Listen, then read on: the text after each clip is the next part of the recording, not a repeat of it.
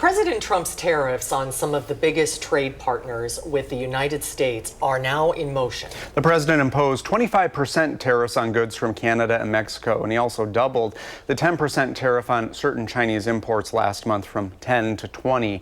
James Vanderloo is the head of OEC Group Milwaukee, a freight forwarder and trans-Pacific trade company. He's here now to talk about the impacts this will have around the world and here in Wisconsin. Thanks for joining us. Hi, James. Good to see you. Hello, it's great to be with you all tonight. These retaliatory tariffs that we're seeing from these countries, I mean, what can we expect on how this will affect what we buy? So I think the math is out.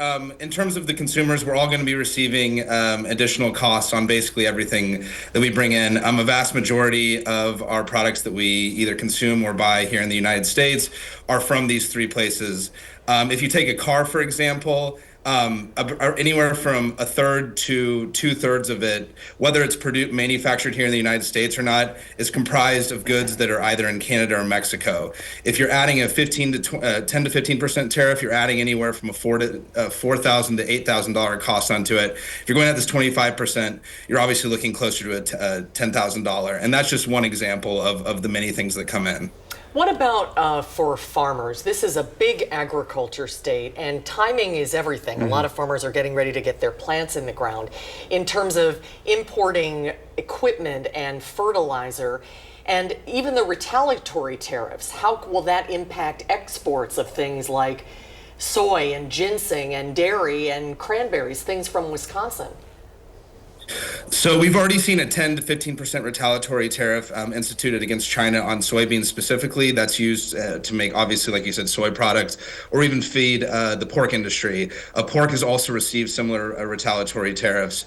Additionally, things like Wisconsin dairy and Wisconsin ginseng, which are very high quality products and sought after globally, are now going to have to possibly be affected because people might look for alternative sources if they're buying internationally, and that's not just something that could hurt in this immediate term. That's something that could hurt long term, because once you lose that business, it's tough to get it back.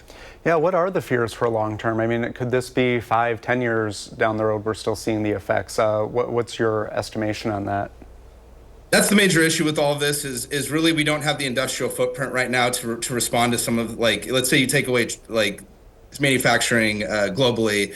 Well, that you would assume that it would, you'd need the manufacturing base to absorb that demand here. Right now, we don't have that manufacturing base. Wisconsin, we're a little bit lucky in that we're the third largest manufacturing base per capita.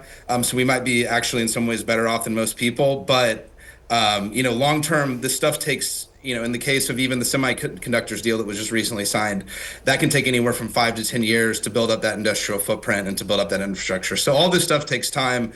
You're not going to even see this stuff play out in the market for at least probably 3 months. But and that's kind of the thing. We've never really kind of been in this environment before, so we don't necessarily know the exact ramifications of it. There's a lot of uncertainty, and so hopefully you'll be able to come back with us as this story develops and evolves. We really appreciate your time today. Happy to be with you. Thank you so much.